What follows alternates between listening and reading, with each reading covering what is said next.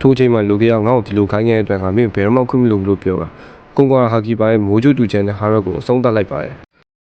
မင်္ဂလာပါနေတယ်လေး70 channel မှာပြန်လည်ကြိုဆိုလိုက်ပါတယ် chapter 170ရဲ့ cover မှာတော့ဂျင်ဘဲကို e-train station ရဲ့အတန်းနဲ့တယောက်အနေနဲ့ခီးတဲ့တွေကိုနေလေတော့ campaign နေရတာကို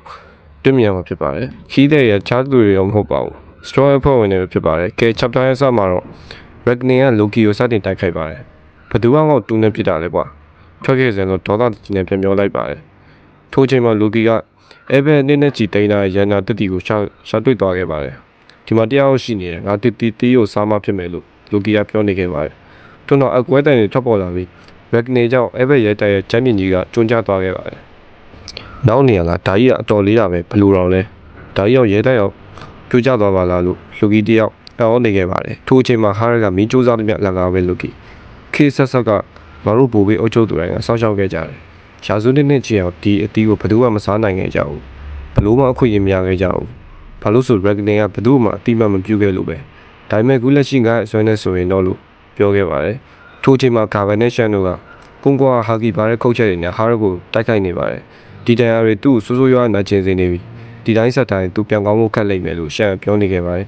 သူ့ကိုပြန်ချဖို့ခွင့်ရမပေးနဲ့ဇက်တိုက်သူ့စွမ်းကုန်တဲ့ဒီချသူအားနဲ့ချက်ကကွန်ကွာဟာကီပဲဖြစ်ရမယ်လို့ကာဗန်ပြောနေခဲ့ပါတယ်ထိုချိန်မှာဟာရက်ကကာဗန်နဲ့ရှန်တို့ကိုပြန်တိုက်ခိုက်လိုက်ပါတယ်ကာဗန်ဆန်နာဆိုရင်နိုင်အိုကောကြောင့်ပူတိလောက်မယ်လို့ရှန်လက်မြော့ခဲ့ပါတယ်မင်းတို့ပြန်ဖမ်းတယ်လို့သူတို့အချင်းချင်းကြိုးစားခဲ့ကြတယ်အဲတော့ငါသူတို့အပိုင်းပိုင်းဖြတ်ပြီးပြန်ပို့ပေးလိုက်တယ်လို့ကာဗန်ကပြောနေခဲ့ပါတယ်အဲတော့သူတို့တခုပြောနေခဲ့တယ် Friendly Holyland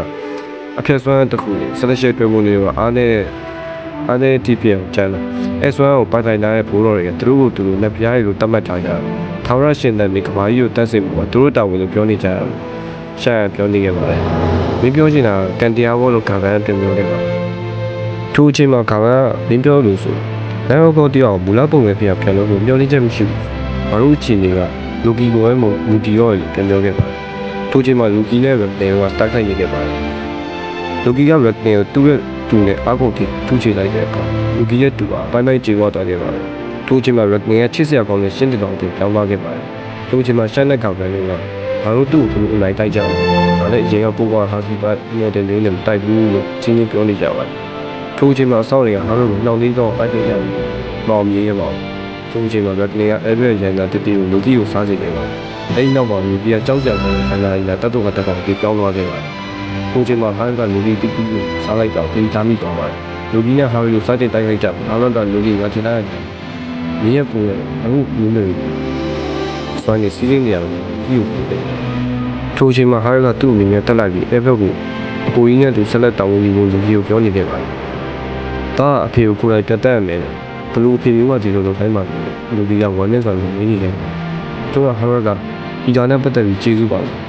ကိုရောညောင်းနေရောက်တိုက်ပေးခဲ့တာဒီဒါရဲ့တိတ်ဆုံးမှုတော့ထူးခြားစေပြီလေမင်းတို့ကလောက်တမ်းမှုပါလို့ပြီးခဲ့ရတယ်လို့ပြောခဲ့ပါတယ်ထိုးချိန်မှာ Loki ကငါ့ကိုဒီလိုခိုင်းတဲ့အတွက်ငါ့ကိုပြန်မပြီးလို့ပြောကိုကအာဒီပါရဲ့မြင်းစုတူချင်ရဲ့အားလုံးကိုအဆုံးသတ်လိုက်ပါတယ် chapter 170တော့ဒီလောက်ပါပဲနောက် chapter တော့ပြန်တွေ့မယ်ဆုံးဖြတ်လောက်ကိုကျေးဇူးပါတပီပြောပြစီရင်မှာပါပုံမျိုးရှိနေပုံမှန်လေးပဲဘယ်ကနေရပါလဲ